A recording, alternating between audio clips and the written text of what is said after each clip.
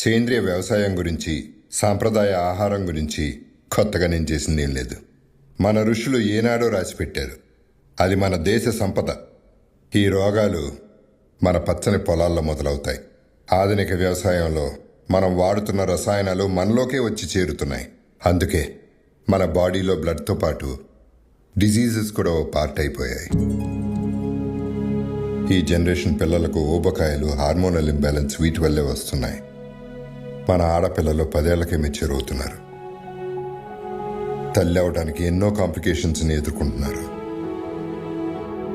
మన తల్లి ఆరోగ్యం పాడైతే నెక్స్ట్ జనరేషన్స్ పాడైనట్టే. స్వచ్ఛమైన ఆహారం, మంచి బంధాలు ఈ రెండే మనిషిని కాపాడతాయి. సర్వే జనా సుఖినో భవంతు. వసుంధరాదేవి అది మా అమ్మ పేరండి. అంటే భూదేవి. మన అమ్మనే మనం అంత ప్రేమిస్తున్నప్పుడు, అంత గౌరవం ఇస్తున్నప్పుడు, 87 లక్షల జీవరాశులకి జీవం పోసిన మన భూదేవి ఎంత గొప్పది. ప్రతిదానికి ఆక్సిజన్, ఆహారం, ఎలా బ్రతకాలి అనేది, ఎలా ఉండాలి అనేది నేర్పింది.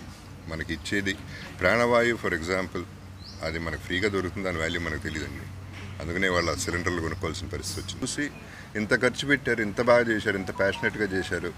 దీంట్లో నాకు క్లియర్గా బిజినెస్ డీల్ కనపడలేదు, ఒక ప్రేమ కనపడింది ప్రకృతి మీద.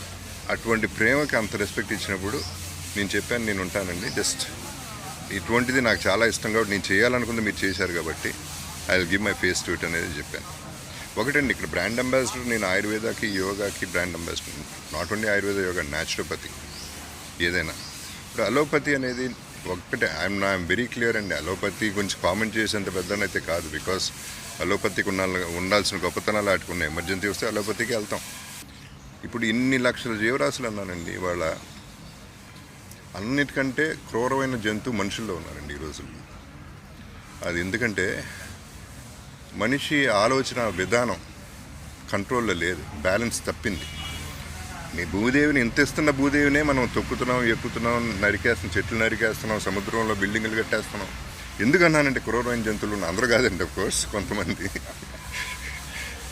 ఎందుకన్నానంటే బేసిక్లీ ఏ యానిమల్ అయినా, ఇప్పుడు ఒక పులిని తీసుకున్నా, ఏం తీసుకున్నా, దానికి ఆహారం, దానికి ఆకలి వేసినప్పుడు చంపి తింటుంది. అది సృష్టి, మనం ఏం చేయలేము. కానీ ఇక్కడ మనిషి ఒక్కడే మనసుంది ఒక మనిషికే. క్రియేట్ చేయగలడు, డిస్ట్రాయ్ చేయగలడు. మనం డిస్ట్రక్షన్కే వెళ్తున్నాం ఎక్కువ. అందుకనే వచ్చింది ఈ కరోనా. సో అది వాళ్ళని కరెక్ట్ చేసుకోవడానికి నేను ఎక్కువ యోగాని సపోర్ట్ చేస్తానండి ఈ విషయంలో. ప్రాణాయామం ఎస్పెషలీ. యోగా అంటే మీరు కష్టపడి స్ట్రెచ్చింగ్లు అవి చేయొద్దండి. 10 నిమిషాలు, పావు గంట రోజుకి మీతో పాటు మీరు ఉండండి. ప్రకృతితో పాటు మీరు కలయిక ఉండాలి. అప్పుడే మనం ఏంటనేది మనకు తెలుస్తుంది. లేకపోతే మనం తప్పులు చేసుకుంటూనే వెళ్తున్నాం. ఇప్పుడు ఎదవకి వెళ్ళి ఎవడో నువ్వు ఎదవ అని చెప్పడు, అది ప్రాబ్లం.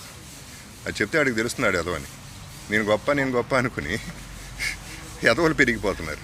వాళ్ళు బాగానే ఉంటున్నారు, అందరూ సఫర్ అవుతున్నారు.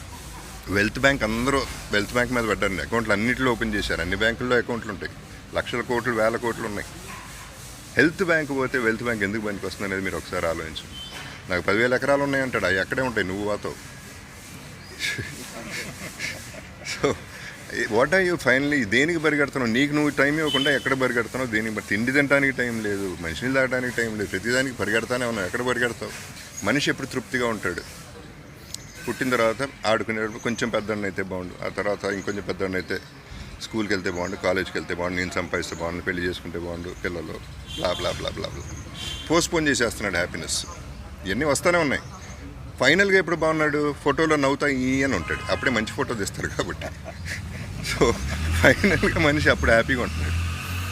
సో నేననేది లివ్ ఇన్ ద మూమెంట్. ఈ మూమెంట్ ఎంజాయ్ చేయాలంటే ఒక 10 నిమిషాలు.